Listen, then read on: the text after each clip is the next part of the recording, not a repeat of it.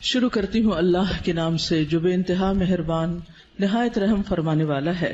علم کیا نہیں، نشرح ہم نے کھول دیا، لکا آپ کے لیے، صدرک سینہ آپ کا، ووضعنا اور اتار دیا ہم نے، عنکا آپ سے، وزرک بوجھ آپ کا، الذی وہ جس نے، انقضا توڑ دی تھی، ظہرک کمر آپ کی، ورفعنا اور بلند کیا ہم نے، لکا آپ کے لیے، ذکرک ذکر آپ کا، فإن پس یقیناً، مع ساتھ، العسری تنگی کے، یسرا آسانی ہے، ان یقیناً، مع ساتھ، العسری تنگی کے، یسرا آسانی ہے، فإذا پس جب، فرغتا فارغ ہو جائیں آپ، فانصب تو محنت کیجئے، وإلی ربک اور طرف اپنے رب کے، فرغب پس رغبت کیجئے۔ سورۃ الانشراح جس کا ایک نام سورۃ الشرح بھی ہے اور سورۃ الم نشرح بھی، یہ تین نام عام طور پر آپ کو مختلف مصاحف میں لکھے ہوئے ملیں گے۔ تینوں میں معنی ایک ہی ہے، مکی سورت ہے، پچھلی سورت کا تتمہ ہے یعنی کمپلیشن ہے۔ بعض کے خیال میں یہ دونوں ایک ہی سورت ہے، لیکن حقیقت یہ ہے کہ دونوں الگ الگ صورتیں ہیں، سورۃ الضحیٰ اور سورۃ الم نشرح۔ سورۃ الضحیٰ میں بھی رسول اللہ صلی اللہ علیہ وسلم پر اللہ سبحانہ وتعالیٰ کے انعامات کا ذکر ہے، اور اس سورت میں بھی آپ صلی اللہ علیہ وسلم پر اللہ سبحانہ وتعالیٰ نے جو انعامات کیے، احسانات کیے، ان کا ذکر ہے۔ سورۃ الضحیٰ میں حسی انعامات، ظاہری انعامات، نظر آنے والی چیزیں، ان کا ذکر ہے، اور سورۃ الشرح میں معنوی یا نظر نہ آنے والے لیکن حقیقت میں جو اللہ سبحانہ وتعالیٰ کے انعامات ہیں جن کا ذکر آگے آئے گا آج، ان کا ذکر ہے۔ حقیقت یہ ہے کہ کوئی بھی نعمت کسی کو بھی جب ملتی ہے تو اس پر لازم ہوتا ہے کہ وہ اس کا شکر ادا کرے۔ سورۃ الضحیٰ کے آخر میں آپ صلی اللہ علیہ وسلم کو بتا دیا گیا کہ آپ شکر ادا کرنے کے لیے کیا کیا کریں۔ کیا بتایا گیا؟ فَأَمَّا الْيَتِيمَ فَلَا تَقْهَرْ وَأَمَّا السَّائِلَ فَلَا تَنْهَرْ وَأَمَّا بِنِعْمَةِ رَبِّكَ فَحَدِّثْ، کہ جس طرح آپ پر احسانات ہوئے ہیں کہ اللہ تعالیٰ نے آپ کو یتیمی کی حالت میں بہترین ٹھکانہ عطا کیا اور بہترین آپ کو علم عطا کیا، نبوت عطا کی، تو اسی طرح آپ بھی یتیم کے ساتھ احسان کریں، اور جو سوالی کوئی آئے، علم کا سوالی یا مال کا سوالی، اس کے ساتھ نرمی کا سلوک کریں، اس کو ڈانٹے نہیں۔ یعنی آپ صلی اللہ علیہ وسلم کو دی جانے والی نعمتوں اور احسانات کا شکر ادا کرنے کا طریقہ بتایا جا رہا ہے، جیسی نعمتیں ویسا ہی شکر، اسی کی قسم کا شکر۔ اور اس صورت میں بھی ہم دیکھتے ہیں کہ جن احسانات کا ذکر ہے بعد میں اسی طرح کے شکر ادا کرنے کی بات ہے، اور یہاں چونکہ مانوی نعمتیں ہیں جیسے وحی الہی ہے، اور اللہ سبحانہ وتعالیٰ نے آپ کے لیے جو آسانیاں کی اور آپ کا ذکر خیر جو بلند کیا، تو اس پر آپ کو حکم دیا جا رہا ہے کہ آپ اپنے رب کی طرف توجہ کیجئے، اس کی عبادت کیجئے، جب فارغ ہو جائیں تو بھی اپنے رب کی طرف رغبت کیجئے۔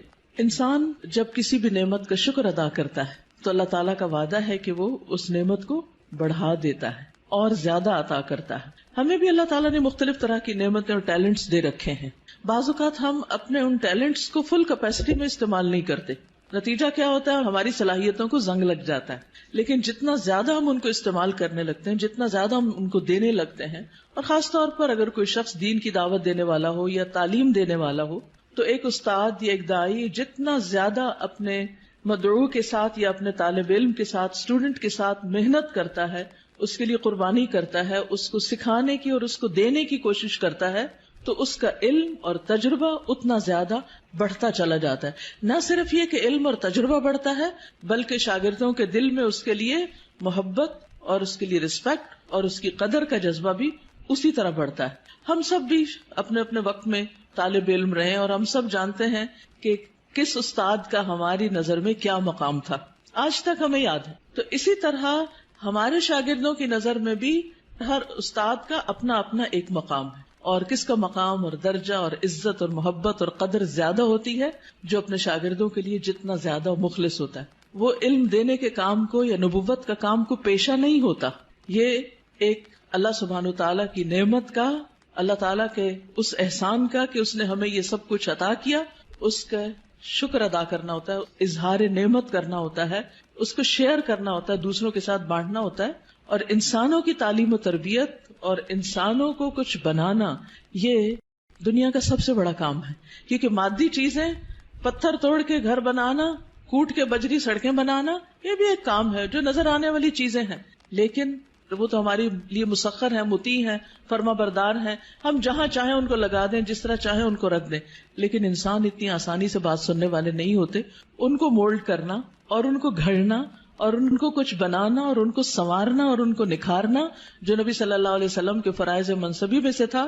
اور یہی آپ کے بعد ہر استاد کی ذمہ داری ہے کہ وہ طالب علموں کو صرف انفارمیشن ٹرانسفر کرنے والا نہ ہو، بلکہ ان کے اندر کے پوٹینشل کو، ان کی صلاحیت کو، ان کے اندر پائی جانے والی مختلف جو قوتیں ہیں ان کو نکھارنے اور معاشرے کے لیے اور خود اس شخص کے لیے زیادہ سے زیادہ مفید بنانے والی. اور یہ کام والدین کے بعد استاد ہی کرتا ہے اور یہ اس کی بہت بڑی ذمہ داری ہوتی. تو اس پس منظر کو سامنے رکھتے ہوئے ہم اس سورت کا انشاءاللہ مطالعہ کریں گے کہ ہمیں کیا کرنا ہے. سوال یہ پیدا ہوتا ہے کہ کیا یہ احکامات جو اس سورت کے اندر آئے ہیں صرف نبی صلی اللہ علیہ وسلم کے لیے خاص ہیں یا اس کے بعد ان لوگوں کے لیے بھی جو آپ کے طریقے پر چلنے والے ہوں اور آپ ہی کے کام کو آگے لے کر بڑھنے والے ہوں. تو حقیقت یہ ہے کہ یہ سب کے لیے ہیں، آپ کے لیے خاص اور ہمارے لیے عمومی طور پر. تو آئیے دیکھتے ہیں سورت کو. اللہ سبحانہ وتعالیٰ فرماتے ہیں الم نشرح لک صدرک. الم کیا نہیں، سوالیہ انداز ہے اور یہ یقیناً کے معنوں میں ہے، قد کے معنوں میں. نشرح ہم نے کھول دیا. شرح کا لفظ ہوتا ہے کسی چیز کو چھوٹے چھوٹے ٹکڑے کر کے، جیسے گوشت ہے تو گوشت کے چھوٹے چھوٹے سلائسز کرنا، اس کو کاٹنا. تشریح سرجری کے لیے بھی آتا ہے. الم نشرح کیا ہم نے کھول نہیں دیا، لکا آپ کے لیے، آپ کی خاطر، کیا صدرک آپ کا سینہ. کیا ہم نے آپ کی خاطر، آپ کے لیے آپ کا سینہ کھول نہیں دیا، آپ کے دل کی تنگی کو دور نہیں کر دیا. اگر دیکھا جائے تو دنیا میں پائی جانے والی نعمتوں میں سے سب سے بڑی نعمت یہ ہے کہ انسان کو شرح صدر، سینے کی وسعت، دل کی وسعت، دل کا اطمینان نصیب ہو. ڈپریشن کیا ہے؟ دل کا گھٹنا، سینے کا تنگ ہونا، اندر کی تنگی، شح، بخل، انسان کے اندر کی ایسی کیفیات کہ نہ وہ اپنے سے راضی اور خوش اور نہ کسی اور سے. اللہ سبحانہ وتعالیٰ نے ہمارے دل کو ہر چیز سے مختلف بنایا ہے. باقی جتنی بھی چیزیں ہیں ان میں جب ہم کچھ ڈالتے ہیں تو وہ بھر جاتی ہیں، تنگ ہو جاتی ہیں. لیکن دل اگر نرم ہو تو اس میں جتنی بھی علم اور حکمت اور خیر کی چیزیں ڈالی جائیں وہ اتنا ہی زیادہ وسیع ہوتا چلا جاتا ہے، اتنا ہی زیادہ کھلتا چلا جاتا ہے، اتنا ہی اس میں انبساط آتا ہے، اتنی ہی زیادہ اس میں خوشی اور اطمینان آتا ہے. تو یہ ایک بہت بڑی نعمت ہے اور یہ مانوی نعمت ہوتی ہے، ٹینجیبل نہیں ہوتی کہ آپ چھو کے دیکھ سکیں کہ کیا ہے. پچھلی صورت میں ٹینجیبل نعمتیں تھی لیکن یہاں مانوی نعمتوں کا ذکر ہے. الم نشرح لک صدرک کیا ہم نے آپ کے لیے آپ کا سینہ کھول نہیں دیا. جب سینہ کھلتا ہے تو مشکل سے مشکل، پیچیدہ سے پیچیدہ اور کمپلیکیٹڈ معاملات سمجھ میں آنے لگتے ہیں. انسان چیزوں کی تہ تک پہنچنے لگتا ہے، اس کو گہرائی نصیب ہوتی ہے، اس میں وزڈم آتی ہے، اس میں ڈیپتھ آتی ہے اور انسان دور تک سوچنے لگتا ہے. ابراہیم علیہ السلام کا ویژن آپ دیکھیں کہ انہوں نے نبی صلی اللہ علیہ وسلم کے بھیجے جانے کے لیے دعا کی تھی 2500 سال پہلے. وہ کیسے؟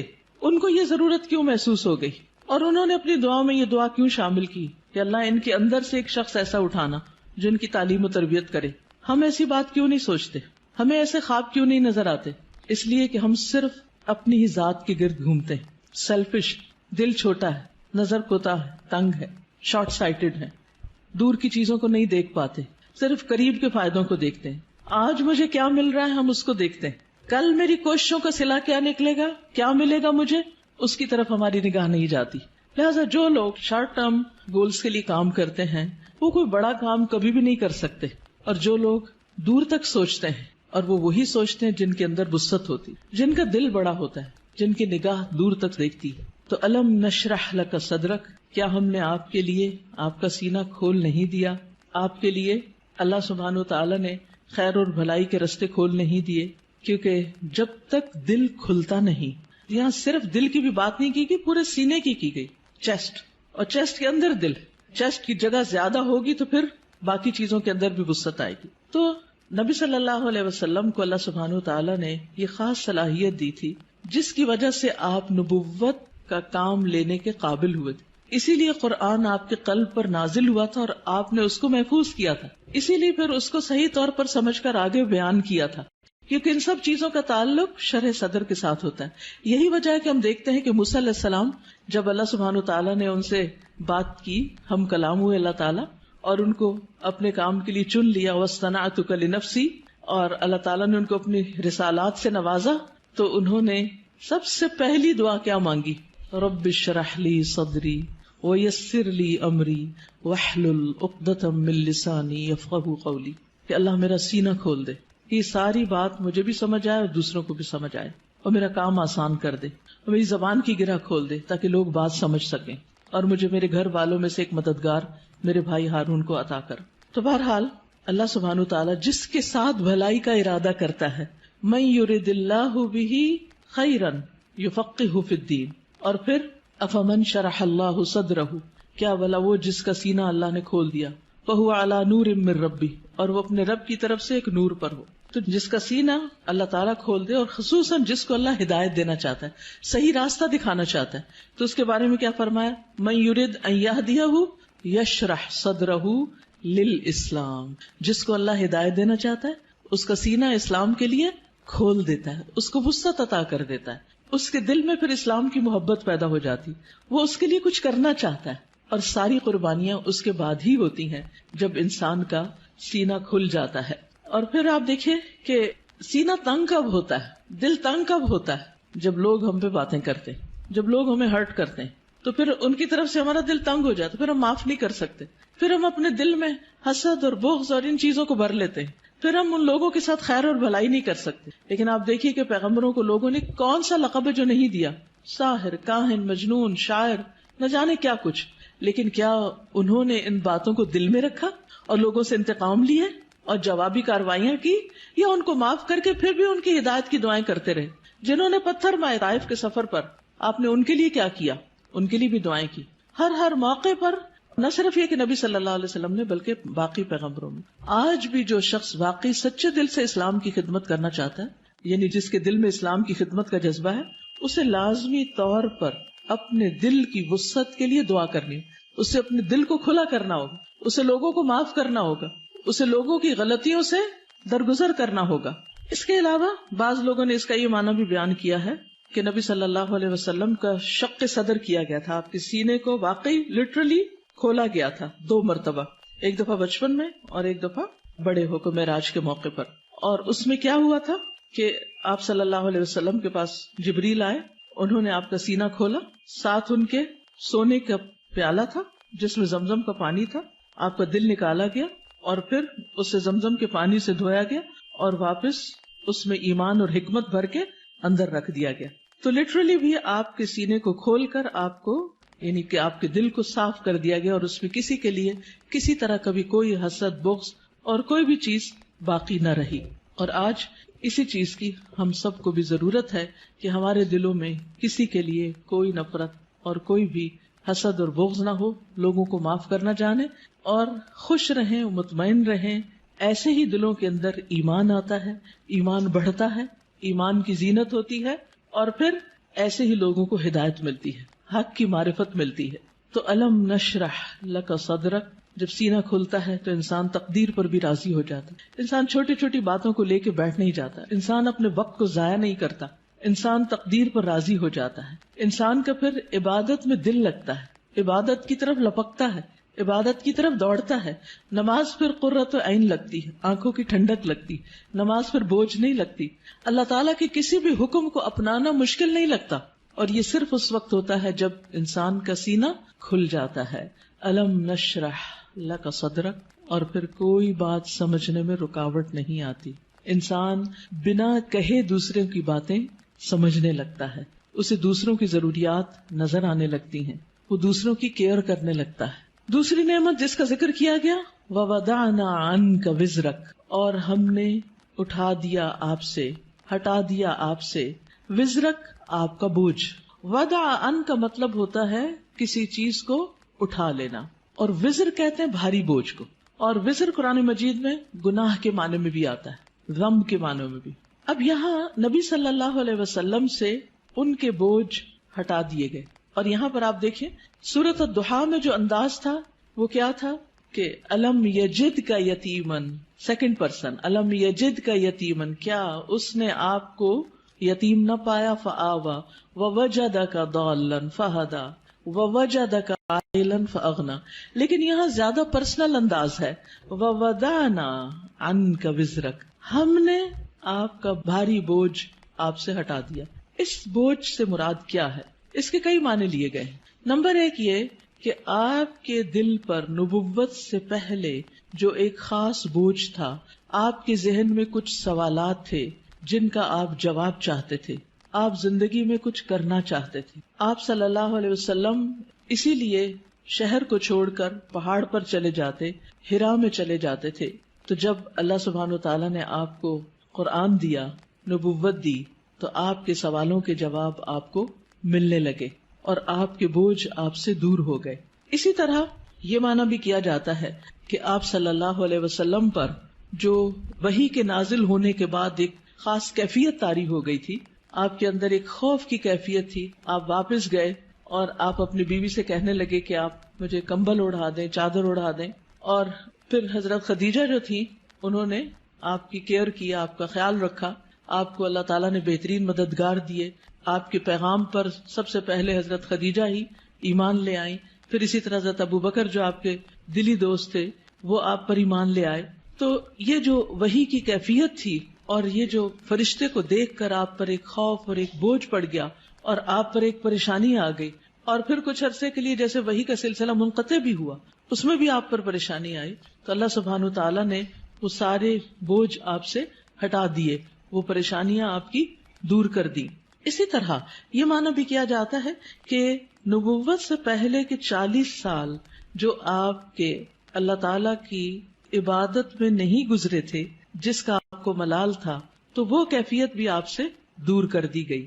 پھر اسی طرح یہ معنی بھی کیا گیا ہے کہ خلاف اولا جو کام آپ سے ہوئے، خلاف اولا کا مطلب یہ ہوتا ہے کہ پیغمبر کا درجہ اور مقام بہت بڑا ہوتا ہے۔ جیسے ایک مقولہ ہے نا کہ حسنات الابرار سیئات المقربین، جو نیک لوگوں کی نیکیاں ہوتی ہیں وہ مقربین کے غلطیاں شمار ہوتی ہیں، یعنی جو اللہ کے خاص اور مقرب بندے ہوتے ہیں ان کے لیے سٹینڈرڈ بہت ہائی ہے کہ ان کا اخلاق بھی عظیم ترین ہو اور ان سے چھوٹا سا بھی کوئی قصور، کوتاہی، کمی بیشی نہ ہو۔ لیکن نبی صلی اللہ علیہ وسلم انسان بھی تھے، جیسے عبس وتولی میں آیا کہ ایک شخص آپ کے پاس آیا کچھ پوچھنے کے لیے، آپ نے تھوڑی سی اس سے بے رخی برتی، تو یہ بے رخی کیا تھی؟ یہ اللہ سبحانہ تعالیٰ کی نگاہ میں ایک قصور تھا آپ کا، تو وزر کا معنی قصور بھی کیا گیا ہے۔ تو اللہ تعالیٰ نے وہ بھی آپ کا اگلے پچھلے سب قصور معاف کر دیے اور آپ کے بوجھ آپ سے ہٹا دیے۔ وَوَضَعْنَا عَنْكَ وِزْرَكَ الَّذِي أَنْقَضَ ظَهْرَكَ، وہ جس نے آپ کی کمر توڑ دی، یعنی آپ کو جس کا بہت زیادہ بوجھ محسوس ہوتا تھا۔ نقیض ہوتا ہے کسی چیز کو اس طرح توڑنا کہ اس میں سے کڑکڑانے کی آواز ہو، یعنی کڑکڑاہٹ، جیسے چارپائی کے اوپر اگر زیادہ لوگ بیٹھ جائیں تو کیا ہوتا ہے، یا کبھی کرسی کے اوپر کوئی بھاری شخص بیٹھ جائے تو اس کے اندر سے جو آواز نکلتی ہے نا، تو وہ کیا کہلاتی ہے؟ نقیض کہلاتی ہے۔ تو انقض ظہرک یعنی جس نے آپ کی پیٹھ کو بوجھل کر دیا تھا، آپ کے اوپر ایسی ذمہ داری آ پڑی تھی کہ آپ اس کی وجہ سے بہت دبے ہوئے یا آپ بہت اس کی وجہ سے بوجھل محسوس کر رہے تھے، تو اللہ سبحانہ تعالیٰ نے وہ بھی آپ سے دور کر دیا۔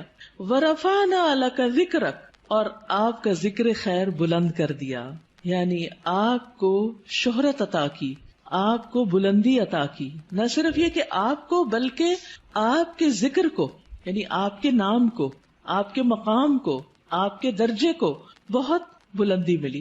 اور اس کے لیے ایک حدیث میں آتا ہے کہ نبی صلی اللہ علیہ وسلم نے فرمایا کہ جبریل علیہ السلام میرے پاس آئے اور کہا کہ آپ کا رب کریم پوچھتا ہے کہ آپ کیا جانتے ہیں کہ میں نے آپ کے ذکر کو کس طرح بلند کیا ہے؟ رفعنا لک ذکرک کیسے ہوا؟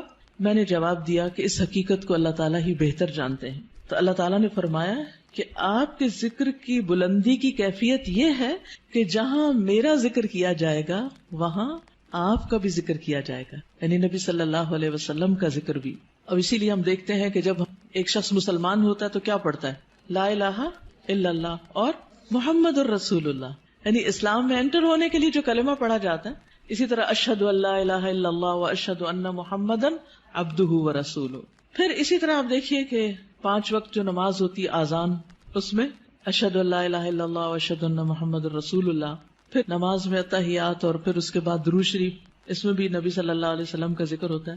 پھر اسی طرح جب بھی جہاں بھی جو بھی آپ کا نام لے، ساتھ آپ کے اوپر درود و سلام بھیجے، پڑھنے والا بھی اور سننے والا بھی.